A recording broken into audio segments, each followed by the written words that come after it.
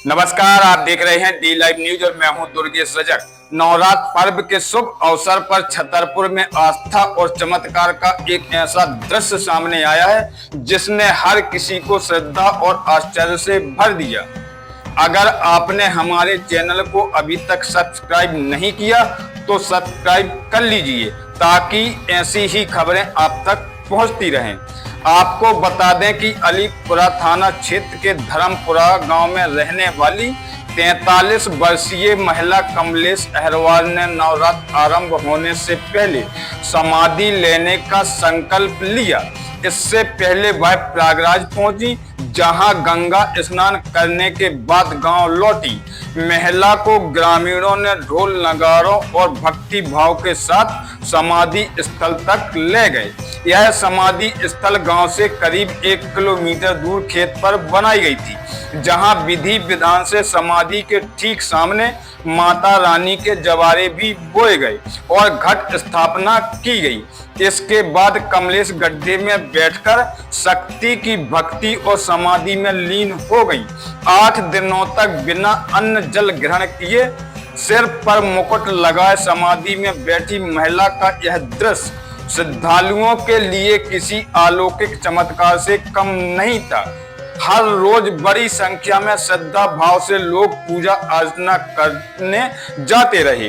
नवरात्र की अष्टमी को विशेष पूजा अर्चना और जयकारों के बीच जब कमलेश अहरवाल समाधि से बाहर निकली तो पूरा वातावरण भक्ति और आस्था से गूंज उठा। यह सिर्फ साधना नहीं बल्कि वह शक्ति थी जो असंभव को भी संभव करने लोगों को ताकत देती है। बताया गया कि कमलेश अहरवाल पिछले 9 सालों से घट स्थापना करती आ रही हैं और माता रानी के दरबार में बोए गए जवारों को हर साल अलग अलग तीर्थ स्थलों पर विसर्जन करती हैं।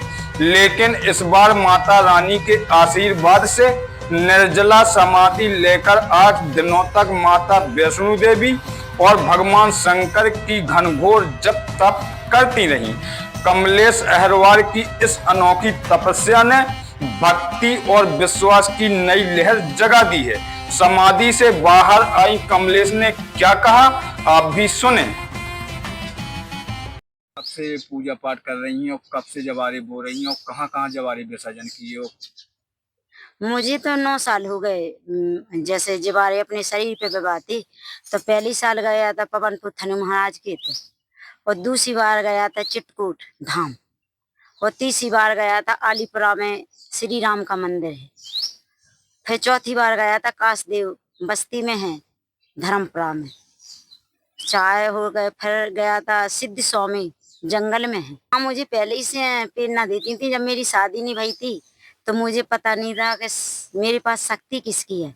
हमारे पति की तबीयत खराब हो गई थी, मेरी शादी हम ब्याह होगा तो अकेले विदा नहीं करी थी माँ बाप ने, तो उनकी तबीयत खराब थी तो बिजना यहाँ पे चलता था, मुझे अपने पीआर में दिखाता था। इसमें कहानी बहुत बड़ी है, आप नहीं जान सकती कि मेरे पास कौन हूँ, मैं क्या हूँ। ये तो सिर्फ जब मेरी मनोकामना हो जाएगा तो मैं हकीकत रूप अपना बता दूँ। जब बताएंगी, जब करवा देंगी जब ही मैं बताऊंगी, अभी नहीं बताऊंगी। अभी मुझे आज्ञा नहीं देती है। जिस दिन ले जाऊंगी वो तो भगत लोग के सामने आ ही जाएगी। तो ये चीजें मैं फिर अगली 1 साल गई विष्णु देवी, पर की साल ले गई थी मैं हरिद्वार। तो वहाँ के गुरु महाराज हैं मेरे, हरिद्वार के गुरु, उनने कमंडला थाम दिया मेरे हाथ में। तो कहते हैं कि सन्यासी का रूप रखने पड़ेगा। तो मैं इस भक्ति में अपने पति का भगवान के रूप में स्वीकार करूंगी। वो संतान हाँ जैसी पूरी बस्ती के भगत हैं, उसी भक्ति के कारण मैं अपने संतान को स्वीकार करूंगी। ये पुत्र नहीं मानूंगी, सब मेरे पुत्र हैं। इसी कारण मैंने इस संपलक ले लिया है समाधि में कि मैं सन्यासी में रहूंगी, ना इनका अन्न पानी कुछ नहीं। जो मुझे माँ बताती है मैं उसी रूप में खाना पीना खाऊंगी। बस मेरी यही इच्छा है। जहाँ पे मैंने समाधि ली तो हृदय में एक टपरिया टोरूंगी घास की, चाहे पन्नी की मिल जाएगी, जो कि भगवान जो रह देगा। तो मैं उसी में, जैसे भगवान वन में रहे थे 14 वर्ष हैं, ऐसे मैं भी रह लूंगी वन।